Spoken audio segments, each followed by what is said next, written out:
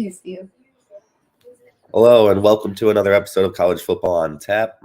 I'm Bruno, and right here today we got Ross with us, coming in for Chris again. Thank you so much, Ross, for being here. How you doing today, man? A little tired, been up and moving since like 6 a.m., but always happy to jump on and help out when needed. So we'll just talk some football. Looks like we got a great slate of games actually today. Just overall, it looks really, really competitive on the slate. So Yeah, absolutely. There's a lot of games that I looked at, and I mean, we could talk about probably a good 15 games if we had all the time in the world today. But with how much we normally get into games, we end up getting a little carried away. So I didn't want to put too much on our plate. Sorry about my voice today, everybody. I'm feeling a little sick. Of course, it's my fiance's birthday, and we're going to a Hawks game, so why wouldn't I feel like crap? But if I blow my nose and stuff, Ross will just carry through. All right. So yeah, I mean, once again, we've talked about it every episode for probably the last 2 or so weeks. Michigan having more news coming out of this scandal of sign stealing. Yesterday with the analyst Stallions resigning from his job. He was fired, but they're gonna say resigning. So, but yeah, he's gone now. I don't know what really much difference it makes, but he's no longer here or at Michigan. So, do you remember a couple of years ago, they invited Chris Carter to the NFL Rookie Symposium, and basically he was asked to never come back because his whole speech to the rookies was, when you get to the league, you got to find yourself a fall guy. Oh God. Just, you got to have that one friend, that one person that if, shit goes wrong, he's willing to take the fall for you. Essentially, this is what Stallions is. He is the ultimate fall guy. Just fell on the sword, resigning, getting the hell out of there. But also on his way out, I ain't saying nothing to nobody. Yeah, I mean, that's pretty much the basis of it. But I think we already kind of know a lot about what's going on. I mean, he bought tickets off StubHub and stuff with his name, and sent them to other people. Like, it's clear as day what happened here. I mean, it's just a matter of what the punishment's going to be when they decide on it. And the Big Ten coaches are asking for swift movement on this. They want it to be taken care of now. So very interesting. I mean, they got to play a game again today. They're 32.5-point favorites. And at the same time, like, the team on the other side wants them not to even be able to pretty much play, but they're going to play. It's kind of a crazy situation when you really think about it all. Yeah, especially, with a spread that big, if they go and they just absolutely kick ass, and then this team finds out in like 2 weeks, like, oh, never mind, that game technically never counted. Yeah, I mean, that's pretty much what I keep on reiterating on the show is I don't want to see Michigan in the college football playoff if it's not really going to matter. So, I mean, at this rate, like, I still can't sit there and say I'd cheer for Ohio State against them because I just can't stand Ohio State. But at the same point, I kind of like, how else does Michigan lose? Because they're not losing the Big Ten title game if they go. They're not going to lose to a Wisconsin or Iowa unless something crazy happens. I mean, and they could lose to Penn State next week, but I just, I have no faith in Penn State's offense. And, it's just like, where does that loss come from in order to kind of strain things out? I don't see it really coming. Well, I'm a fan of trap games. I try to spot ahead and see what I can find in the schedule. In terms of that team, I don't see one really. I mean, the only one on there is, already really defiant that we have the game at the end of the year. Like, is that their loss potentially? But I mean, that's not also going to be a surprise because the way the rankings are coming out, by the time we get to the game, we could have number 1 versus number 2. Where is that like, oh, a shocking loss? No, that is not. No. That is the 2 best teams in the country are playing each other. They're going to beat each other's ass. Whoever comes out on top, really not going to be a shocker if 1 beats 2, 2 beats 1. Yeah, absolutely. Couldn't agree with you more. I mean, it's just, it's unfortunate that we kind of have to wait and see how long this drags out, because it's feeling like it's been dragging out for weeks on weeks on weeks now, and it's already been too long. Um, I hope that some type of decision comes out this week in terms of what they're going to do. I mean, if they even have to sit there and say you can't go to a bowl game this year, like, sucks. You guys might be number one, but you guys can't go play any of the major games. So, um, yeah, that could absolutely suck for them. But uh, I think it's the best thing for college football right now, honestly, just because you don't want a wash season.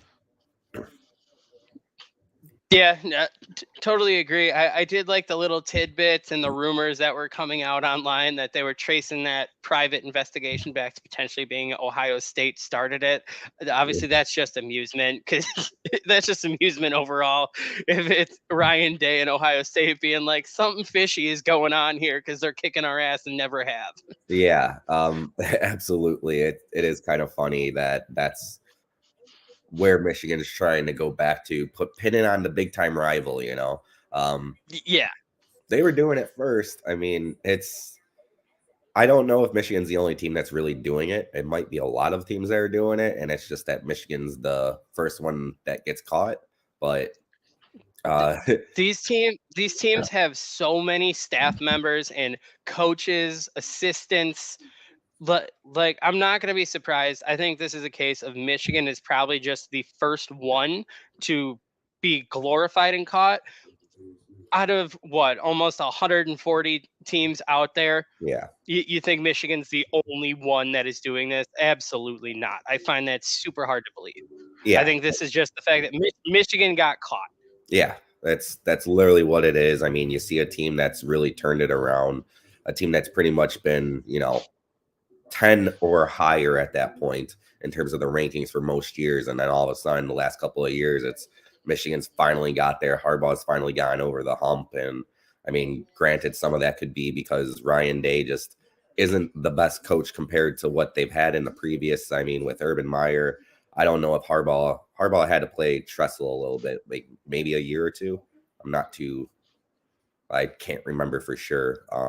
But Urban Meyer kicked his ass for years, couldn't get over that game, and then when Meyer went away, like Ryan Day comes in, and it's just like there's cracks in the foundation of Ohio State. So kind of one of those lateral moves where he's growing as a coach with the team throughout the years. Same thing with Marcus Freeman at Notre Dame. Like we've seen the mistakes, like we've seen the bad coaching mistakes. I mean, even when he coached that bowl game, when Brian Kelly left before the bowl game that they blew against Oregon State that 2 years ago, like we were just like, oh my God, they did not come ready for the second half. They were just up by 20 something points and they're going to lose. So, and then you saw it the following year with the loss to Ohio State where it was a close game, but you saw Marshall the following week and we were like, what the hell is going on? Who is this guy at head coach? Like, what did we do? But we see the growing pains, and we've seen it with Ryan Day. And now Ohio State's going to have a little bit more oomph, I think, to want to beat Michigan. Not that they really need much more. I mean, that's the game every year. It's something that's appointment TV for me, 11 a.m. game every single season. Hopefully there's some snow.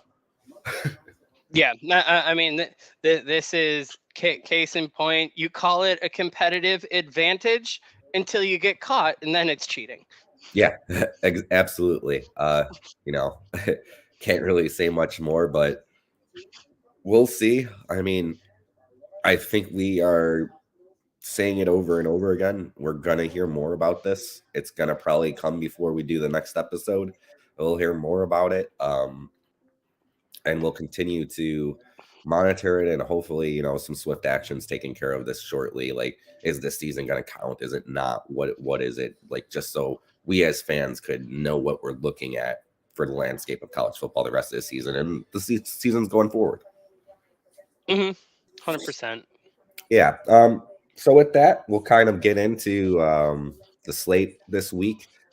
Quite a few games. I mean, I honestly, like, I just jotted them all down. I didn't put them in any order in terms of what I wanted to talk about them in, just because it's like, well, which one's the biggest one? I mean, you could make, I guess the biggest one on the slate is LSU and Alabama. That's as big as it gets in the SEC. It's a primetime game, and today is going to be the chance for quarterback Daniels of LSU, if he ends up going out there and beats Alabama, he's going to be the front runner for the Heisman, no doubt in my mind. So a lot on the line tonight. Both Alabama's chance at the BCS and LSU's possible shot at going to a New Year's Six game. I don't think that they'll get into BCS with 2 losses, but and the SEC title game as well. Yeah, obviously, I think that this is going to be the biggest game just because you're, beginning in November, just classic SEC matchup. Yep. Let alone just the playoff implications that are here. I think there's almost bigger implications for LSU in this game than there is Alabama. I think, if Bama pulls this one out, I think they potentially have a chance to sneak in that college football playoff, especially with the potential Michigan decision looming. On the other side, this would be one of the biggest wins Brian Kelly has had at LSU if he could get this one done. Yeah. Yeah. I mean, he did it last year. This game probably means a little bit more in terms of where LSU is in their landscape compared to where they were last year at this point in the season. I honestly, even with Michigan, I don't think that there's a way that they get in. There's just too many undefeated teams that I don't see losing, at this point or at this juncture in the season. And I mean, it's possible, that LSU wins and beats Georgia and, you're thinking about it, but I think Oregon gets in before them, one loss team. And the way that the rankings kind of came out this week, you kind of seen it where a lot of these one-loss teams jump teams like LSU and Notre Dame who have 2 losses, where in the AP and coaches poll, it's not like that. Missouri, being one of them, has a big game today, ranked number 12 in the BCS, playing Georgia. They're rated a little lower in the other polls. There's Louisville, rightfully so, jumped LSU and Notre Dame. I mean, at least jumping Notre Dame makes sense to me. They lost 1 game all year, and it was to Pitt, but it wasn't to Notre Dame. They beat Notre Dame, so they deserve to be ahead of them, especially with 1 loss. So I think the BCS made sense of it. When you see LSU at 14, I mean, are these wins enough if, like, say Louisville goes out and finds a way to beat Florida State? Are those enough to jump Louisville too? I mean, I don't think you could justify that at this point with the way that the BCS came out. So it's a long haul to try and get LSU in there. Yeah, I think this is more justifying for for Bama if they handle business here. I think this is gonna especially in a game, if this ends up being a barn burner back and forth. I don't know how much of a case is built for Bama because they're playing a really good team. If they can turn this into a blowout, I think this is where you really have to circle Bama as the one to watch to get that back door, get into the playoff. Yeah, I absolutely agree with you on that. No doubt if Alabama gets this win today, like, they're gonna favorite them. But if they lose to Georgia in the SEC title game, I don't think it matters anyway. It's gonna be who wins that game. Again, taking Michigan into account. Like, I mean, it could change a lot. I mean, a lot of craziness could happen. I mean, even though USC's been really bad of late, like, they play Washington today, and that could be an upset waiting to happen. So I mean, there's a lot on the line out there today, definitely. And there will be in the weeks to come, obviously, with the title games in about 4 weeks now. So we're getting there, and a lot of these bigger games are happening right now that will kind of shape this out a little bit more for them. But definitely a big opportunity for Alabama today with going forward against LSU. And like I already stated, Jaden Daniels, if he goes out there and shows out, that's it, man. He's going to be the front runner for the Heisman because he's just done everything. I was talking to Chris about it in week 3. I was just like, man, this quarterback's good. And then the following week, I think, was when they lost again. And I was just like, well, I mean, he is good. Yeah. Yeah. But yeah, definitely a game to watch. Alabama is a 3-point favorite in it. Definitely not a game that I would look to bet today. Just, I think that it can go either way. And with that, I mean, we'll stick with the SEC. A team of mine that I've been really a fan of this year, before the season started, and I said it a bunch of times on this show. Missouri, number 12 against Georgia today. This is going to be a very interesting game to see how Missouri reacts to Georgia and how Georgia reacts to Missouri. Just like you don't really think of Mizzou as this, top of the line program. They're a 7-5, 6-6 team. Um, Most years, you don't really sit there and think like they're going to go out there and have this type of big game late in the season against Georgia, where they're a one-loss team and looking on the outside in of the beast of the college football playoff. Like, I'm excited to see if Missouri can contend with Georgia. I don't think they will, but I'm excited to see how it goes.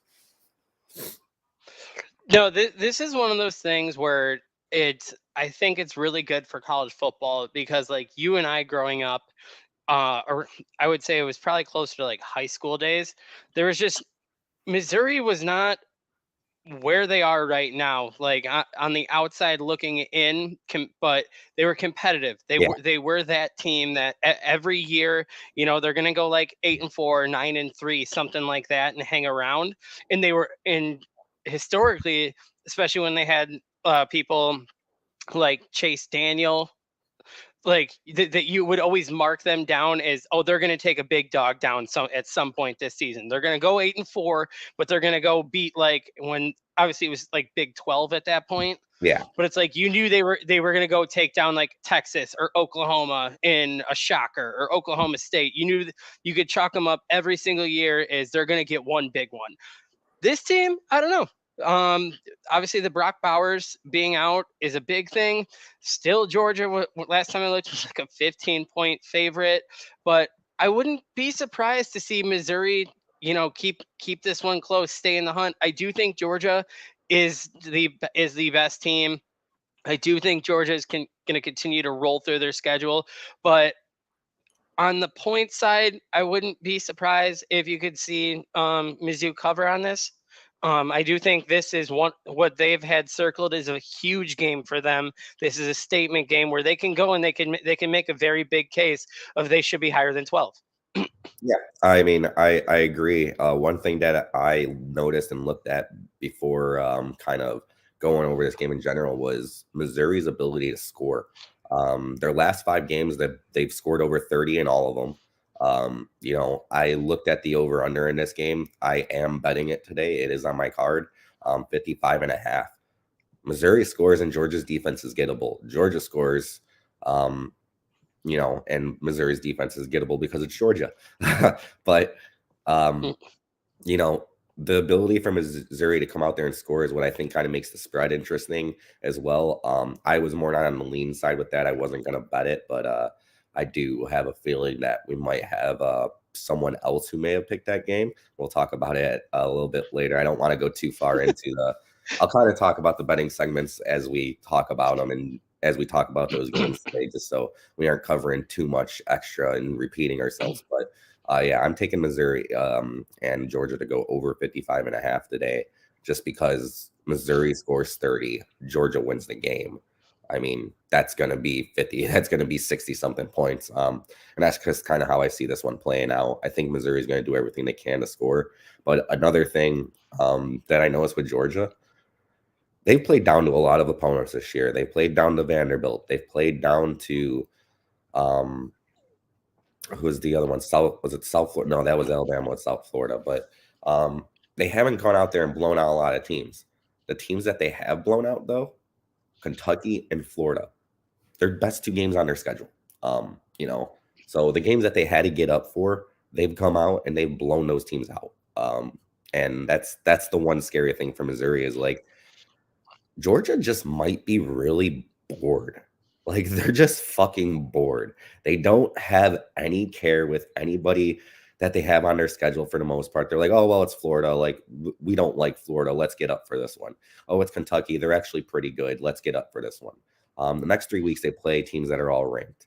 Hopefully, Ole Miss wins today and covers because Ole Miss then will be in the top 10 next week as well, going into that game with Georgia, add a little bit more spice to it if Missouri doesn't get the job done today. But in general, even without Brock Bowers, we saw how quickly Georgia could just put points up on the board. They got ahead of Florida early, and then they pretty much took their foot off the gas. And it was just like, okay, these guys suck. Like, and it's just because, like I said, they're bored. They're really bored with a lot of these teams. So I think they get up for this game, and that could be a scary thing for Missouri. Yeah, definitely. Where it is the reverse, where I think Missouri's had this one circled for quite a bit, and then all of a sudden, this might just be where Georgia just goes out and handles business. But I would not be surprised to see Missouri hang around. I think it is because how quick Missouri can score and get down the field. I think that's going to be key. If they can just match the scores basically with Georgia, I think they're going to hang around. But I do think Georgia's probably going to handle business today and say next. Yeah, and it's in Athens, so I mean that's another check mark against Missouri. But They would really love to be at home. but between the hedges is one of the most difficult things you could do. Yeah, absolutely. Um, Yeah, I mean, there's no Heisman talk here or anything like that. Brock Bowers might have been up there, so not really any of those standout players. The running back for Georgia, Edwards, has been very good on the ground, but they use a lot of different running backs. It's just a well put together team, and that's what they are. Missouri's done a lot. They don't have Jeremy Maclin out there making big plays, but they're a good team. They know how to score. It should be interesting, and hopefully it doesn't get out of hand too early. Um, with that, we could kind of leave the SEC and we could talk about a big rivalry game, is what I would kind of consider it. We're homers here on college football on tap. Notre Dame versus Clemson. Not the Clemson of old this year. Clemson is what, 5-4 now coming into this game, I think. Maybe 4-4. Let me double check, but 4-4. So Clemson is literally sitting there right now with the possibility of not making a bowl game after back-to-back losses against Miami and North Carolina State. And Notre Dame has looked pretty stout of late. Since that Louisville game, Notre Dame looks like a team you don't want to play. And I don't think that this is going to be a fun time for Clemson today. And I'm not just trying to be a homer. I mean, I was shocked when I saw the spread on this was -2.5. Now it's at -3. I've seen it at -3.5. I got it at -3. Obviously, I'm betting this one. I put 2 different bets down on this one because I did a little same game parlay action. But this is going to be a freaking game for Notre Dame to just go out there and stomp these guys. And if they don't, I might be sitting there feeling a little bit more sick than I already do right now. Yeah, I felt the same way about it. It's not the Clemson of old, but it is still Clemson. It is one of those teams that nails down some of the top recruits in the country. They want to go play at Clemson. This is one of those games where you make a statement, and maybe some of those kids that are considering Notre Dame and Clemson just go, oh shit, yeah, I know where I want to go and build for our future. I think this is a huge recruitment game for them to kind of show, the trajectory of these two teams. Clemson's going one way, we're going another. Pick which side you want to be on. Yeah, I could definitely see that. A big story that we were talking about was that Cade Klubenek, the quarterback for Clemson, they basically, Dabo told DJ Ukulele, as we like to say, to leave because Cade was better than him and he was going to be the starter. And, that's just the way it is. So go play football somewhere else where you're going to be the starter because you deserve it, which is kind of a cool thing for a coach to do. Don't get me wrong, but now you're looking at the season DJ's having and the season that Klubenek's having, and you're just like, are you sure about that, Dabo? Are you really sure? I mean, granted, I know that I know Oregon State lost last week, and they're in for I think they play Colorado today, so we'll see what happens there. But still been a really good season for them this year, and he's been playing great quarterback for them. I mean, in a conference of quarterbacks. Just want to do a little shout out really quick. We do love when you guys are in the comments. Ron, Cubs on tap, Hawks on tap. He's a man of all trades, that saying that Georgia is a tough place to play, and he's actually taken in a game there, and he highly recommends that college football fans go and check it out. definitely when things get a little bit different later on in life, I plan on checking out a lot more college football stadiums. So thanks for that. Thanks for watching, Ron. And Tony, good morning to you. Thanks for the feeling better wishes. But carrying on, also one more thing. If you are watching, try and go on YouTube, subscribe. On Tap Sports was 13 away from 1,000 follows or subscribers on YouTube. So please go over there, subscribe. We'd like to get there by the end of the weekend. And to say that college football on tap helped would go a long way for us. Other than that, Notre Dame has the playmakers that are out. I mean, Sam Hartman, Audric Estime, of course, losing tight end Mitchell Evans really is a downer for this team. He tore his ACL last week. When he went down, I was just like, oh man, he probably shouldn't even been playing anymore because Notre Dame was up so big. But that's unfortunate, but they did just get another tight end back that will step right in. He came back 2 weeks ago, and he's a highly recruited tight end. So once again, it's tight end you. I think they'll be fine in that position, but it does suck not having that playmaker. But Audric Estime is the man. I think he's going to run all over this team today.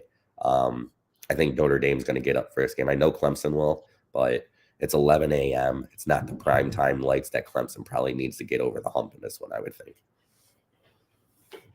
Yeah, totally agree. And I think it's a really good chance for Notre Dame to make a statement of state of the team. And I mean, the biggest thing is we're going to need a quarterback next year. I think this is where one of those games where, they open it up.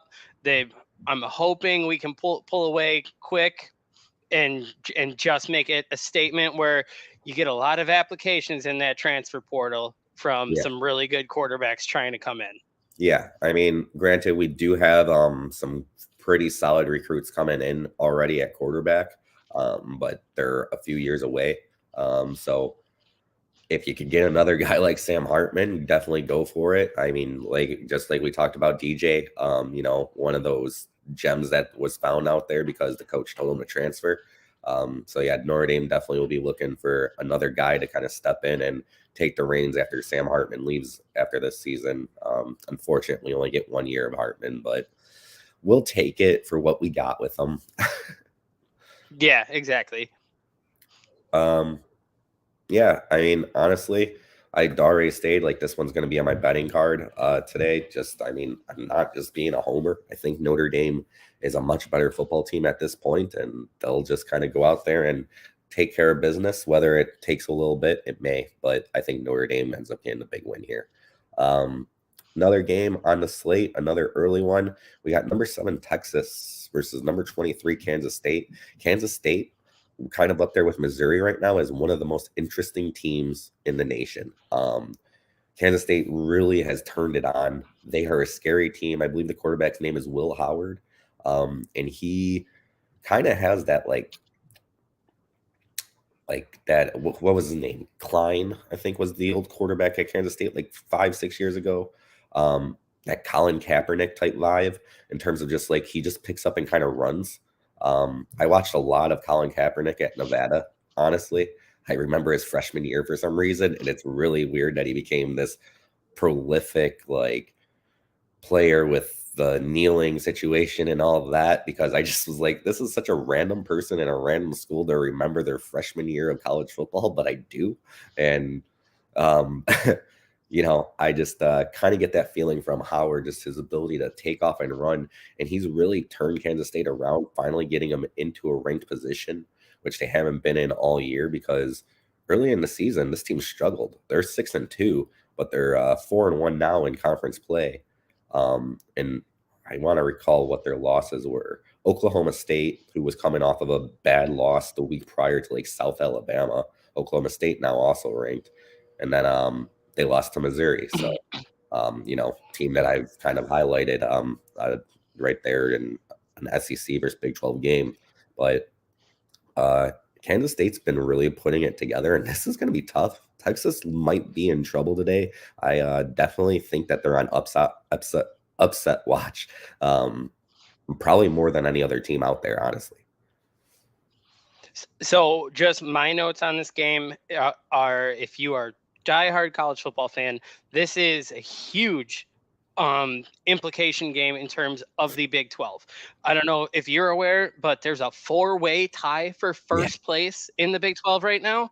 These are two of the teams tied for first place. Yeah. They are playing each other, and essentially, whoever wins this game basically controls their own destiny to the Big 12 championship. Yeah. My observation is going to be once again Quinn Ewers is out, so they're starting Malik Murphy again for Texas. He looked like he settled down last week with his first start getting into the second half, but the big thing of note is Kansas State has an awesome run defense. The way Texas is going to win this game is Malik Murphy needs to be composed and make big throws in the pocket, because that run game that got Texas over the hump last week, that was very efficient. They had like 140 something yards on the ground. That probably is not going to happen today. It's going to be Malik Murphy's going to need to stand in the pocket and make some throws. Yeah, I mean, absolutely. Kansas State's been really stout on the run game.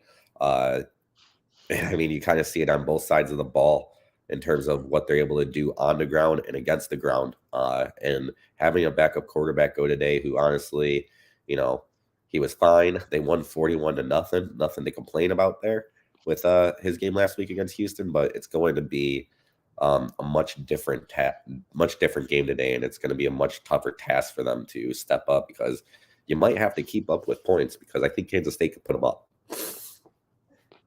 Yeah, and definitely, I think the thing to watch is going to be just after how obviously 41 to nothing last week helps your composure in your first start as a quarterback, right? I think this is going to be the game where you're going to have to lean on the fact that you're probably not going to have that run support that you had last week to get you along, and this is going to be like, hey, you're starting over Arch. So this is where you need to make your statement of why are you starting over Arch. Yeah. I mean, I kind of think a lot of that's just because they want to make sure that it's a redshirt year for Arch, just to have him there longer. But, next year, I mean, I would think that Arch would be the guy over him. But, I don't watch them at practice every day, so who am I to say that? But once again, if anything, this is an audition for Malik Murphy of, hey, I'm probably don't have a future here. Yeah. So recruitment is open, but you got to supply some tape. Yeah, and it is a good opportunity. Definitely playing a ranked team. It's not going to be an easy game for them at all. I mean, I've been kind of just Kansas State's always one of those teams that just kind of seem to put it together and end up being a tough battle. I think this could be a really bad day for Texas, because I feel like you're used to seeing Texas lose these football games. It's just kind of something that you're used to in the past. And I'm sorry to my family in Texas, but I mean, that's what I see on a constant basis with this team. That's why I think they lost to Oklahoma, just because they find that game to lose. After what I saw last week with Oklahoma, like, they're not the most impressive team out there. And I mean, all these Big 12 teams are just kind of all scrambling to be the top tier team in the league. And you look at Kansas and shit, I mean, it's crazy. I feel like Kansas State is one of those teams that has like a 4-year pattern of, it's like, they go 6-6, then they go 8-4, 9-3, and then I don't know, and then all of a sudden when that senior class hits, it's like boom, here's 10-2, and they're back in the race, and then it resets a 4-year cycle of like 6-6, 8-4, and keeps going, and then that third, fourth year, boom, we're back again. Yeah, I completely agree. I mean, they've been up there in terms of college football playoff considerations. I believe that they've been in the college football playoff one year as well. But yeah, it just does kind of seem, one thing that I did kind of just look over here, it's actually 5 teams that are tied at 4-1 in the Big 12. So 5 teams are tied for that illustrious bowl game that championship game that they'd like to play in regular season championships. So, big implications. It's survive and advance right now. So it'll be definitely an interesting game to kind of flip on. I don't know if they'll get the TV. The Notre Dame in another game will probably get the 2 TVs for the time that I'm home, but we'll, if Notre Dame gets out ahead and the other game gets boring, I'm sure that I'll be kind of flipping in on this one quite a bit. Same. This is going to be one of the ones that gets flipped on in the background every once in a while, just to take a peek, Yeah. see what's going on. Yeah, absolutely. Game that I probably will watch at this time though. Well, actually, I lied. I'm probably gonna put on the Northwestern Iowa game at Wrigley Field today. Kind of wish I was down there. I think that'd be a fun time to see Northwestern and Iowa, but the lowest point spread ever in terms of over under given out in a FBS football game. So, um, Hey, what you know what? As Cubs fans, we got a baseball game at Wrigley in November. Okay. yeah, I really hope the final score is Northwestern 5, Iowa 3. I really want the Cats to get into a bowl game, so that might get some TV time today. Plus, I want to see how it looks at Wrigley, even though they've done this in the past. But game that I really wanted to get into was Ohio State and Rutgers. Rutgers, a team that's on the outside looking in terms of the rankings right now, but they've been a pretty good team. They're 3-2 in conference, 6-2 overall. I don't think that they're going to be enough to beat Ohio State, but I think they could definitely scare Ohio State earlier. Yeah, I flagged this a couple days ago. Is that my trap? I pulled out on that idea. Yeah, I don't think it's going to be a trap. I do think it's going to be an interesting game. I do think Rutgers is going to hang around for a bit, but I just think Ohio State is. There you go, Ron. I do think Ohio State is just too good at this time. And will get out of there. But hey, they might have a little butthole puckering moment for a little bit in that game. Yeah, that's kind of what I expect to see here. I think Rutgers is going to do everything that they want to, everything that they can to stay in this game and not let it get out of hand early. I could literally see this being one of those 13-10 at halftime games, and then Ohio State's all of a sudden just world beaters in the second half. You can't stop Marvin Harrison Jr., but Ohio State doesn't score a lot normally. Marvin Harrison Jr. definitely is the difference maker. He's the best player on the team, best player in all of college football, possibly. He literally pulls this team. It is, well, I mean, it's one of the things we've talked about the past couple of weeks that I've been on, is that this Ohio State team is just different from your traditional Ohio State. This is not an offensive based team anymore. This isn't that defense. That defense controls the pace of the game for this team. The offense puts up the points, but the defense is the one that gets them the ball to allow them to do that. Yeah, I mean, that's kind of what I see in terms of like they'll control the field position game. Rutgers is going to end up struggling to move the ball downfield eventually. They might have some good plays in the first half, but Ohio State makes those adjustments in the second half and kind of runs away with it, is what I see. 18.5 point spread, quite a lot of points. Not something that I'm willing to bet on, but it's something to kind of look at because it's Rutgers at home. I mean, these fans are going to be riled up for this one. This is going to be the biggest game in New Jersey that's happened in quite some time. So I got to sit there and say, I hope that it doesn't go the way I predict. Obviously, I hate Ohio State, but I just don't see it really lasting for Rutgers here today. Hey, if you look over the past 20 years, some big things have happened in Piscataway, okay? Oh, yeah. Name one. Hey, they snuck out a couple big wins there. All right, cool, whatever. I remember them being 0-12 like for 3 years straight, pretty much. So that's how I remember it. Which corrects me that it means any win there was a big win. Yeah, true. You get that game against UConn, good win.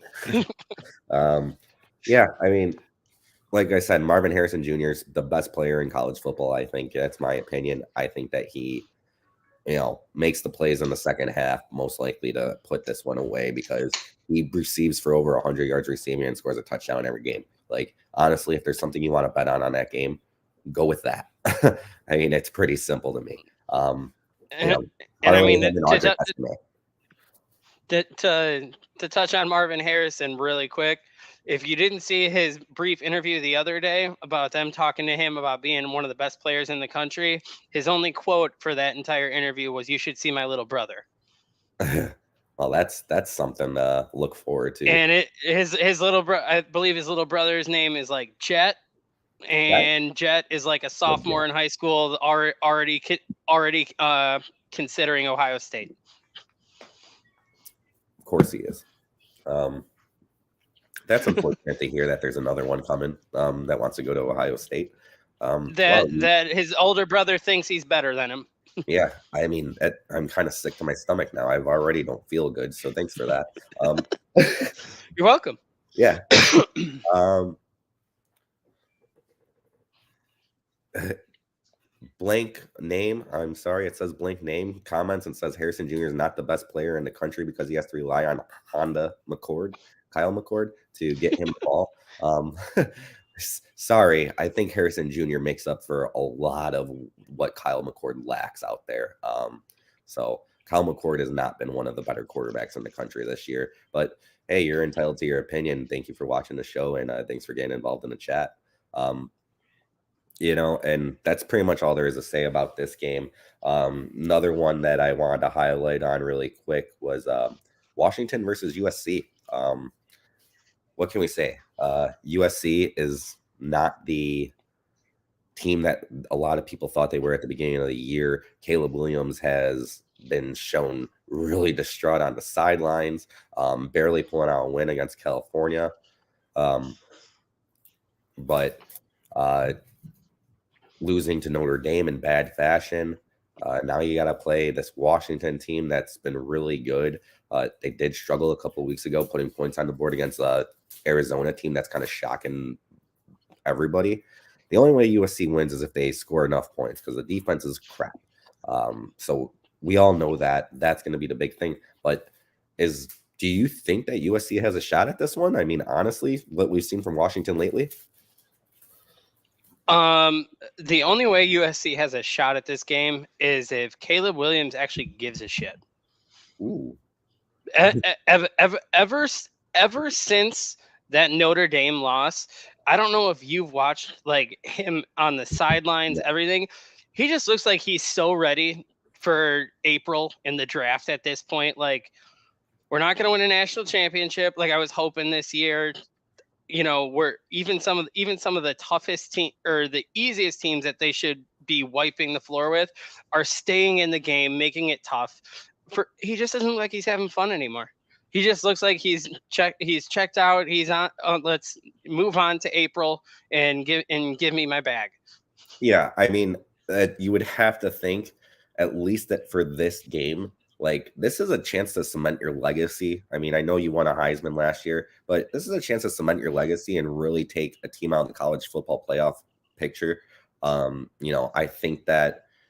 I don't think they have a chance at getting in with a loss this late in the season. It just kind of feels like there's a lot of teams that they would go above, even though I do have a $20 free bet on Washington to win the national championship. But that was when I was really high on Michael Penix about 4 or 5 weeks ago that I put that down, and I was like, "Ooh, here's a free bet." But yeah, it is up to Caleb Williams in terms of what he can do with the ball and what USC can do in terms of controlling the clock in this one, because you don't want to have Washington control the clock, which they very well might do because USC gives up a lot of first downs and they give up a lot of chunk plays. And I mean, this Washington team is one of the teams that has one of the best offenses. We've seen what they could do in terms of big games and getting up for it against Oregon earlier this season. I think Washington has everything in the world to play for right now, which is going to make this really tough for USC. But Caleb Williams has to go and find his big game, big win. Johnny Manziel did it even when Texas A&M went 9-3 in the regular season. He found a statement win to kind of seal it before he left. I think that's what Caleb Williams really has to find, and this is that opportunity for him. Yeah, completely agree. I just think he hasn't been there ever since the Notre Dame loss kind of, took him out of it in the conversation. But I think this is one of those games where, hey, one last good run, one last big hurrah for us. Let's try to knock out one more big win. Yeah. But it depends if he sees it that way or not. Yeah, absolutely. Man, we're getting pretty commenty in the chat. I love it. Ron and I think it's Tom Glover. It says blank name, but so I can't tell you who it exactly is. But based off the little tiny picture I see, it looks like my buddy Tom. Um, yeah, McCord definitely leaves a lot to be desired in terms of helping Marvin Harrison Jr. And I don't completely disagree with the Brock Bowers comment, Tom. I think that he could possibly be one of the better players in the nation, but at this point, he's not playing in our game this year. He tore his ACL. All the best wishes in him getting healthy. So in terms of who's out there, but I literally was stating on this show last week that without Brock Bowers, Georgia might lose games, and then all of a sudden they go and blow Florida out with no problem. So, not what I completely expected to see. Um, but yeah, Washington and USC. I mean, we pretty much nailed it on the head in terms of what to look for. I'll tell you, I took Washington -3 here. It's -3 for a team that should be better than USC based off what we see Notre Dame do to USC. What we seen was it Oregon who beat them the following week. I think Oregon beat up on USC. If I'm not mistaken. I believe so. Yeah. So, we've seen what they do against better teams in the nation that have tough defenses that could stop Caleb Williams and could put up points. So, with that, we'll kind of get into the last one that I kind of had circled here. I don't really want to talk about it. It is another Big 12 game, but it is a rivalry game. Oklahoma and Oklahoma State, number 9 versus number 22. Honestly, after what Oklahoma put out there last week on the field and what they've been doing in the last couple of weeks, I just want to sit there and go back to what we said in like week 3 of the season. Oklahoma's 3-0, but they're just kind of there. Oklahoma's got one loss and they're in the top 10, but they're just kind of there. They aren't a college football playoff team. Like, I mean, they're just so much to be desired on that team. Dylan Gabriel, very disappointing week last week. He was up there for the Heisman talk. He was in the top 5, had a chance to really take over a game and just looked like crap against Kansas. Good job, Kansas. Honestly, that team's been very impressive this year. And after a couple of bad losses on the year, you kind of thought Kansas was going to go down, especially losing their quarterback, Jalen Daniels. That I think the other quarterback that they have now is Beck, and he showed some moxie last week and got the job done against them. So good on him to frickin' come out there and take the reins from Daniels. It took him a couple of weeks, but now he's really starting to come into his own at quarterback, and it showed against Oklahoma. And Oklahoma, you just can't lose a game like that. I mean, it's inexcusable. He's a backup quarterback. Yeah, for me, I was circling this more as this is a huge game for Oklahoma State. They had the disastrous loss to South Alabama to start the year. Yeah. That was just so bad for an Oklahoma State team that is normally super competitive every single year in that Big 12. Just a down year, down and out, struggling. I think this is the one game they have circled to go out and beat some ass, and I'm not going to be surprised to see them take down Oklahoma today, especially because they're at home.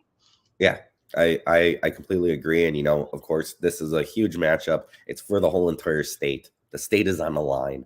But yeah, Oklahoma State really, like, you wouldn't have even expected them to be a ranked team. When they lost to South Alabama, I looked at a spread the following week and was just like, there's no way Oklahoma State covers this. They just got blown out by South Alabama. And of course, Oklahoma State goes out there and just doesn't lose anymore. So they kind of burned me on a couple of bets there. And that's I try to stay away from the Big 12 as much as possible because I feel like the 11 a.m. Big 12 games always get me down on my betting day. And I'm always building back up because the Big 12 just kicks me in the ass all the time.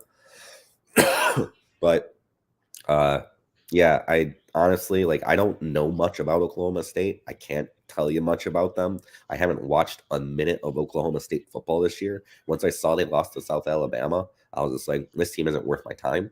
And now here they are ranked in the top 25 in the college football playoff standing. So what do I know? Yeah, I mean, completely agree. I wrote them off with the South Alabama loss. You know, they've bounced back to get in the top 25. But I think today I'm really leaning more on Oklahoma State. I think the fact that it's the state of Oklahoma, it's the rivalry game, and they're home with Oklahoma coming off their loss. I have some positive vibes Oklahoma State today.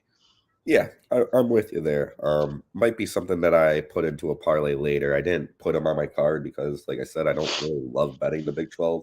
I try to avoid it as much as possible, but unless I see something really good. So, um, with that, kind of what it has become one of my favorite things to cover on this show of late, the Power Six teams or the non-Power Five conference teams that are trying to get into New Year's Six bowl game. Got quite a few matchups today. Of course, Toledo will now be playing on the weekdays because of Maction. Love to see some Maction out there. But the first one I believe that we have on tap today is a 1:30 game with Air Force and military rival Army. Air Force undefeated this year. They do got some tough games coming up, but I don't believe that this is one of them. Army has not been very good of late. Another very low point spread game, 32 and a half over under, and Air Force is an 18 and a half point favorite. You kind of see Air Force just kind of being that team that wins games 24-3, 24-7. They put up enough points to be up by a lot, but they don't give up points either.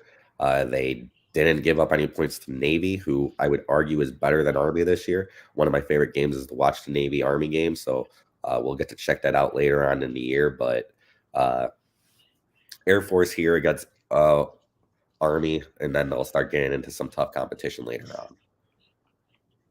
Yeah, I mean, the fact is, you know, anytime the service academies play each other, there's always some excitement. It's a little bit bigger game, bragging rights, everything.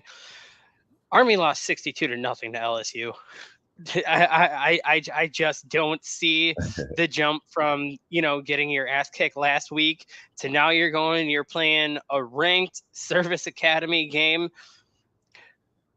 I'm not ruling Army out to maybe keep it close just because of the emotions involved in these service academy games, but I think Air Force is easily going to get this done.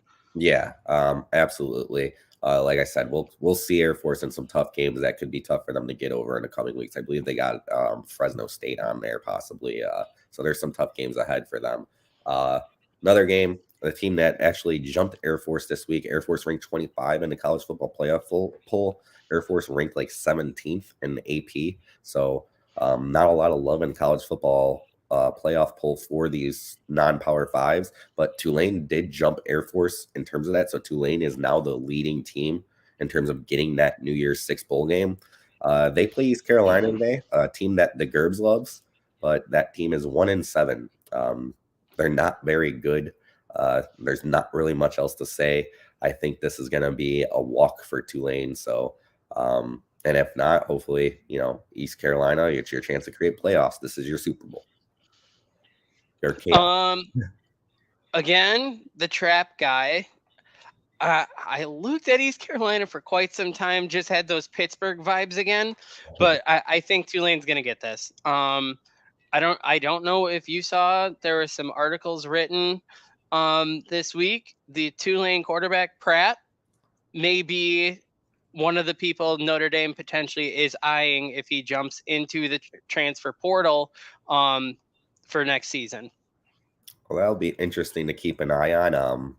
You know, we've gotten to see quite a bit of Tulane for the last couple of seasons, and he's a very solid quarterback. So be definitely something that I would be interested in for the Irish. And then just once again, you and I have talked about it before. Tulane, just all-time color combination. Yeah, the kind of I can't even. What's the field like? It's some type of green. The Tulane color combination, the dark green with the light almost Carolina blue, just such an underrated combination. This is one of those things where I just look at the jersey and go, that team's going to win today. Yeah, that's what I do with Oregon, so I understand. But yeah, Tulane should have an easy one today. Another one that we got on tap is Liberty, undefeated, not ranked. Unfortunate for them. 6-0 in Conference USA play, 8-0 overall. Today they play Louisiana Tech. Louisiana Tech, a 3-6 team, a team that needs to win to keep any hope of playing a bowl game alive today. So we'll see how that kind of plays out for them. But I like Liberty to go 9-0. Liberty was really good last year, and here they are again. It's that shout out to Hugh Freeze brought that program up and just rebuilt it. And even with him leaving, that team has just consistently been running on all cylinders where they've just got it going. They made the correct coaching switch, kept someone in there just to keep chugging along. I do like Liberty again today. And last but not least, in terms of what we got, in terms of the non-Power 5 teams that have a shot at going to a New Year's Six Bowl, a game that I have enjoyed many times in the late night over previous years, Fresno State versus Boise State, 9 p.m. start. This could be a fun game to watch. Fresno State's a 2.5-point favorite. Boise State not having the best season compared to what we normally see them at. They're 4-4 overall. But Fresno State battling to get into a big bowl game, 7-1 this year. I know that they lost to a Big Ten team, I believe, at the beginning of the season. I can't remember who it was, but it was a close 45-43 game. Damn. But I think Fresno State comes out there today and handles business. I did take the spread on this at -2.5. So this is one of those games that I looked at, and I like Fresno State today. And the only reason I like that game is this is one of those matchups where I think the team that wins is the team that's home. Yeah, was that the case last year? Because I thought Fresno State beat them in back-to-back weeks. They played them in the last game of the season, and then they played them again in the championship game. Let's see. We'll just flip back to last year. Yeah, I kind of vaguely remember them playing each other in back-to-back weeks, so I figured that game was at Boise State. So last year they played each other in October, and Boise State won at home over number 24 Fresno State at the time, 40-20. And then 7 weeks later, they played each other in the conference championship. Fresno State won 28-16. Okay, so I was off on the weeks. Maybe that was a previous year, but yeah, that's interesting. And I want to say that the championship game for that conference is actually played at Boise State Stadium, that lovely blue field.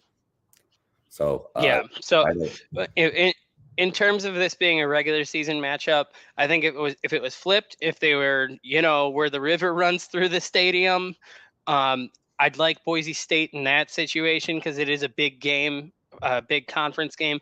The fact Fresno State is at home, I think is the edge Fresno State needs that gets them through this. Fair enough. I mean, like I said, I put them on my betting slate, so I completely agree with you. With that, let's go over the bets that I have in place today. So I have 9 games total. Kind of getting a little high again. Last week I was 5-3 overall, so finally getting back on that positive side of things. Still 4 games or 4 losses over on me, so I'm 43-47 on a year, so down about 4 or 5 units in general. But today's an opportunity to turn that around, and I really do like the slate today. A lot of close spreads out there, a lot of 3-point spreads. I've already talked about it. Notre Dame, -3. I got them on the card. And the reason why that spread is also jumping up is Will Shipley will not be playing today, the running back for Clemson. So more power, more of a talented player out for Clemson, which is going to kind of slow down this Clemson offense even more. We already talked about how Cade Klubenik is not the not the guy that they kind of expect him to be so far. And when Xavier Watts is on the field, you throw it in his direction, he's going to intercept it. So Notre Dame, I think, covers easily here, gets a 14-17 point victory. So got that. Another one that I already mentioned, Missouri and Georgia, over 55.5. Missouri scores a lot of points. They've scored over 30 points in the last 5 games. Georgia scores a lot of points. I think 55.5 is very, very doable here in terms of the competition that we see between these two teams. What was the other one that I Life's covered? yeah, in that case, in the case of that game, life's too short to bet the under. Both those teams have the offense. You take that. Yeah, absolutely. And then the other one that I already covered, Washington -3 over USC. It just looks too good not to take it at this point in the season after what we've seen USC do. We'll see if USC gets up for this game. But 3 points seems like something that Washington would cover easily against a USC defense that's as bad as they've been. So we'll kind of wait and see. With that, we got 6 games that I did not talk about. Well, actually, forget about that. Fresno State -2.5. We got that as well. So 5 games that we did not talk about today. One of those being an 11 a.m. game, Ole Miss versus Texas A&M. Ole Miss at home. Ole Miss ranked number 10 in the nation. A one-loss Ole Miss team at home, a 3-point favorite against Texas A&M. Texas A&M has losses to Alabama and Tennessee over the last 3 weeks. They did get a win against South Carolina, but overall, I just feel 3 points is not enough. If this was at Texas A&M, it'd be a little bit different. But Ole Miss -3, lock it. I completely agree, because once again, the common theme, I love watching Jimbo mismanage this contract. He might be on this is one of those games where it really starts to become at least a hot seat for Jimbo. Like, what are you doing? Yeah, I feel that for sure. So it is a tough game for Jimbo and Texas A&M to go out there and win on the road, obviously, but I honestly just kind of feel that Ole Miss is proven to be the better team. And the only thing that I really hope for Ole Miss is that they're not looking ahead to next week having to play Georgia, because we've seen that way too many times in the past where teams are already on to the next opponent and they're not prepared to play. I don't think you would do that against Texas A&M. They are talented, but it is a possibility that we could see something like that. Yeah, no, I think you're safe with the Ole Miss, especially being at home. Yeah. Other one that I got, Michigan State's been in peril this year. Nebraska's been playing good football over the last few weeks. Nebraska's a 3-point favorite on the road. Michigan State's 0-5. They are bad, bad, bad, bad, bad. Nebraska seems to be getting it together. They're playing today for bowl eligibility. It's an 11 a.m. game. Like I said, Michigan State they're bad. Everything's bad about Michigan State. They're just not a team to really look forward to watch playing at this rate. They are in peril. That's just been a bad year for them with the Mel Tucker situation. So I'm taking Nebraska -3. I don't think Michigan State gets out of this doghouse this year. No, and I think it's awesome for the game of college football to see Nebraska starting to make that turn and come back. And once again, it's their coach, Matt Rule, turned around a terrible Temple team. He turned around a terrible Baylor team. Obviously, NFL, but we're back at Nebraska.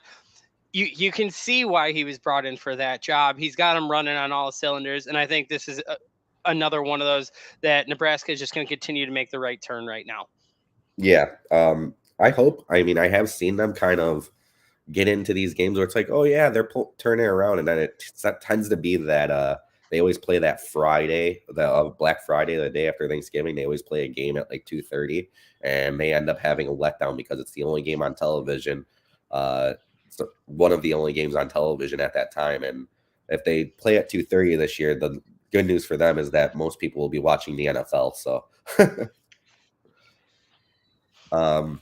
Another game that I had, I believe that I got it at -6.5, at -6.5. But a team that I love that unfortunately can't play in a bowl game this year, But I still want to sit there and support the Dukes.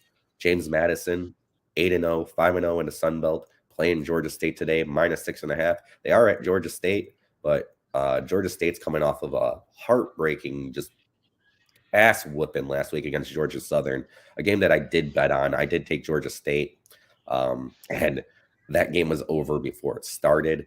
I kind of have a feeling that James Madison is up for this because they want to continue to prove that they should be a team that's considered for the college football playoff, or college football playoff bowl game, I should say, despite the rules that they have in place that gets them away from that.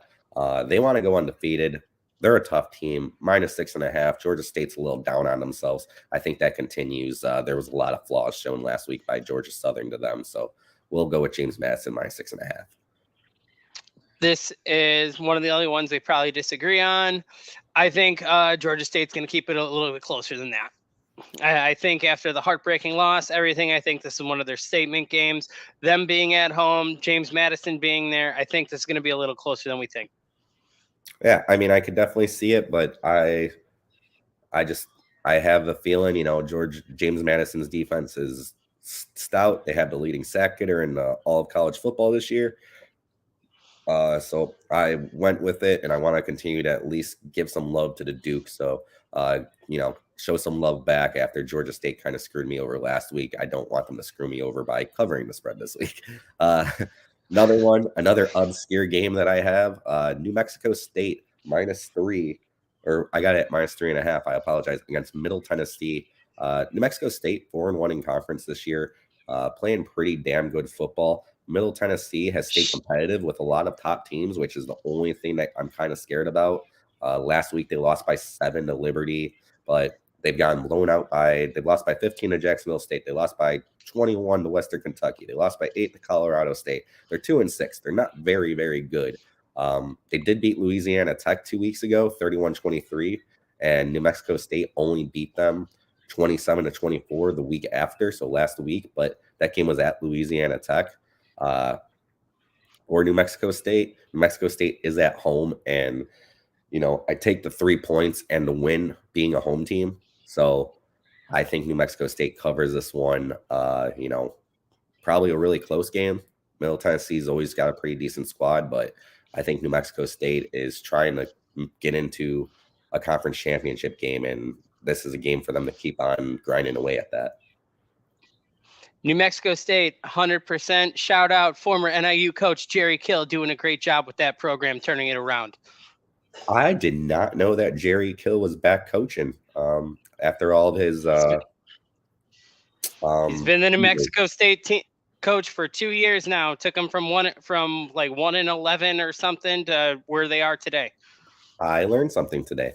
I always thought that dogs laid eggs. But yeah, that's awesome. That makes me even cheer for New Mexico State even more. I mean, Jerry Kill was in at Minnesota for a while, and then because of health issues with Caesar, I can't even say the word. He was constantly having seizures and stuff, had to take care of his health, was away from the game for a while. So honestly, I might have seen it before, but I can't believe I didn't know that. So thanks. That's awesome. So yeah, go New Mexico State. I'm a big fan now. It's happened within the last 5 minutes. I could hate them though if they don't cover. So another one that I got, this game just, am I missing something? Like, I understand Iowa State has played very good football of late. After the start that they had to this season, they did not look good at all. But Iowa State is at home, granted, but they're a 3-point favorite against Kansas after what Kansas did last week. I mean, I understand the idea of Kansas coming off of like a hangover after a big win. They took Oklahoma. We see that stuff. Iowa State's battling for the Big 12 title, obviously, being one of those 4-1 teams. But that's it, right? That's it right there. It's the fact that they have what Kansas does not at the moment, and it's the Iowa State is sitting in the 5-way tie for first place, even at a 5-3 record. They're winning in conference. Yeah, I mean, I get it, but it's another Big 12 jumble thing that scrambles your brain of how is this possible? But yeah. it all falls on that. They're one of the 5. Yeah, I remember saying it to Chris the other day, to Gerbs, working right now. Sorry that she couldn't be here again today. But he, when we talked about it on Monday, I was just like, I'm looking at this game and I don't know if I should lock this in now before the line moves or what. I was thinking about locking this in on Monday because I'm like, Kansas is an underdog. They're getting the points against Iowa State. And Chris moved his head like Michael Myers, like what the heck is this? Like, I mean, I don't know. I understand, like I said, I don't like betting the Big 12, and this might be one of those games that shows the reason why I don't like betting the Big 12, but I gotta take Kansas right now. I just +3. I'm hoping this doesn't blow up in my face. I feel like it might now that I talk about it even more, so I'm gonna get away from talking about it. But Kansas +3, it just seems too good to be true. And that pretty much covers everything from my end in terms of the 9 bets that I have out there today. So, let me know if you're tailing. If, I did get back on track last week, so hopefully that continues. One more thing before we get to your normal pick of a trap game. The Gerbs likes to pick an underdog as well. He did mention Kansas to me, but I told him I already had it on my card, so maybe wanted to get away from it. So he ended up going with a game that he doesn't necessarily feel good about, but at the same point, there's not much out there in terms of underdogs that he really liked this week. And he's taken Missouri +15 against Georgia. I don't hate it. Like I said, I was kind of leaning on it. I'll probably throw some money at it now because when I throw money at the Gerbs picks, he wins. When I haven't, he's lost. So his 2 losses, I didn't throw money on those games. So I kind of feel like it's partially my fault. But I'll throw like half a unit maybe on it, throw like $15 on it, just to root for the Gerbs and hope that I don't cost them. But Missouri +15 was the Gerbs pick. So as he tries to go to 8-2 or 9-2 on the year, I don't remember if he made a week 0 pick or not. I think he did though. And with that, Ross, we got a trap. All right, so I have a definite trap game, but I also had 2 other games I wanted to just flag. Once again, the team that's way better than their record shows. Arizona hosting UCLA tonight. I like Arizona at home. That's an interesting game. I did look at that as well. I get what Arizona's been doing and how they've been doing it to all these good teams. Like I said, they almost beat Washington. It was a pick 6 that really cost them in a 12-7 final. Washington did not put up any points. Michael Penix fell out of the lead spot for the Heisman that game. And I see it with Arizona, but at the same time, I feel like if I bet Arizona in these games, that's going to be when they show up to be the Arizona team that everybody thought they were at the beginning of the season. And then my other one is because we're Coach Prime fans here. Colorado hosting number 16 Oregon State tonight in Colorado. It is the late game, like the 10 o'clock. Colorado really needs this win to try to stay on pace to hit bowl eligibility. So I did like Colorado at home. I think that could be a nice bounce back game for them, and a big win, just another big win on their season. Just another thing to check off and continue to build momentum as they build that program.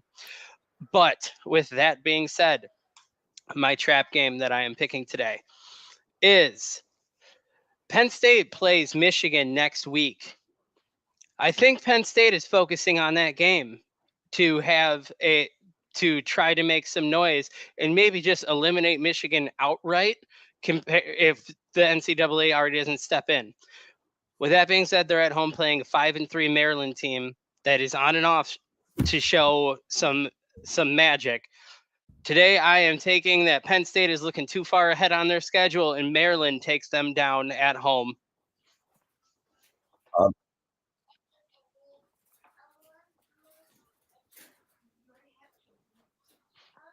Oh, you kind of froze out there. I was like, "What happened?" No, I'm going. Maryland takes down Penn State at Maryland today. Wow, that's crazy. I mean, I understand Maryland at the beginning of the year, we were kind of high up on them until they played Ohio State and had a miserable second half against them. But Maryland last week played Northwestern. Northwestern took care of them. Uh, I think that Maryland's on a down point in the season, so it's an interesting pick. But I could definitely see it happen if Kalea Tagovailoa ends up going out there and playing a great game, like I've seen him do plenty of times. So it will be interesting to see. That game's in Maryland. The game is in Maryland today. Okay, so I did see it was a 9.5. And I'm throwing it out there. It is a total long shot, but it is the one. I always like to have one crazy trap game out there. I think that is one of them where it's the fact that Penn State is playing Michigan next week.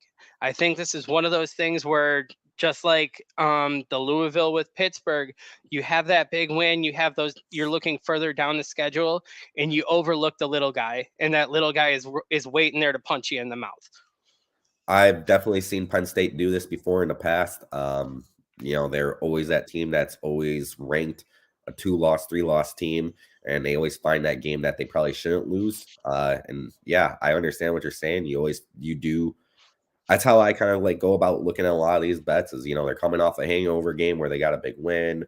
Like I said, I still think Kansas will cover, but that could be a hangover game. Yeah, I definitely could see it happening. It'll be interesting to watch. I think that's an early game today, so It's a 3:30 3:30. Okay.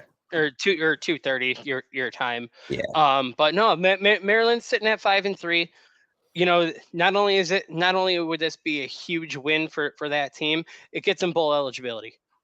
Yeah, and I mean they lost an opportunity last week by losing to Northwestern, a game that they probably expected to win. For the people that are out of state that do have the ability to bet, I don't put the Illinois State teams on my card because I'm not able to bet on it unless I cross the Indiana border. But Northwestern +5 against Iowa today at Wrigley Field is a very interesting one as well. If you are able to bet that and watching, just because Iowa doesn't put up points, and it's a very low game in terms of the over-under being at 29.5, the lowest in history, like we've stated a couple of times already.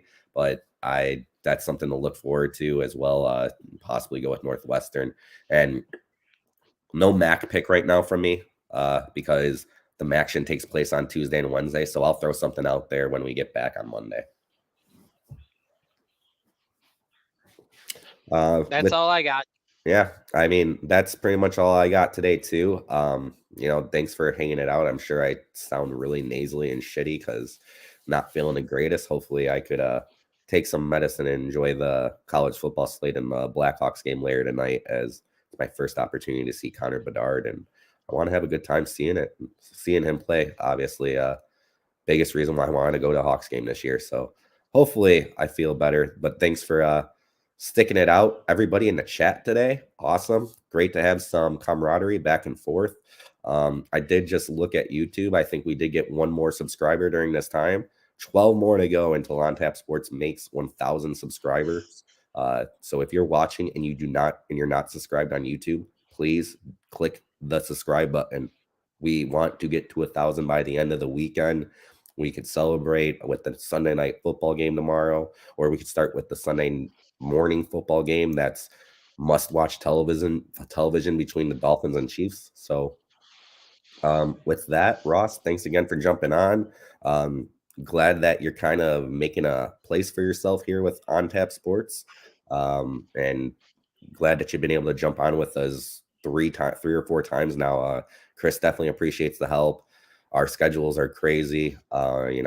This week for work, like I literally got home late every single day. So with that, Chris wasn't able to do the show at any other time. So we appreciate it. Yeah, no, always happy to jump on. And I actually signed my contract with On Tap last night. So you'll probably be seeing me around a little more often. Yeah, I think that you're in talks of writing for golf, which is awesome to see. Yes. I believe that you're you somehow know Michael Block. I believe I saw like a couple of months ago. Michael Block is actually my aunt and uncle's coach, Oh. golf coach in California. Yeah. So me and Michael Block have chatted on and off for quite some time, but yeah, very excited for this opportunity. You'll definitely see me around the On Tap network a little more often. Gonna jump on and off with CFB on tap as needed, but a lot of my writing is going to be focusing around like the PGA Tour. Awesome. It's great to have you aboard. I'm sure that you'll be, I don't know if you've been invited in a Slack thing too, but everyone will be talking to you soon. So, um, Patricia saying you're a great addition on tap. I couldn't agree more. So welcome to the team, and thanks for always jumping on college football on tap. Maybe one day we can do 3 people at once. I think that would be a fun show to have all 3 of us on here going for it. But with that, crack them. Let's win some bets today.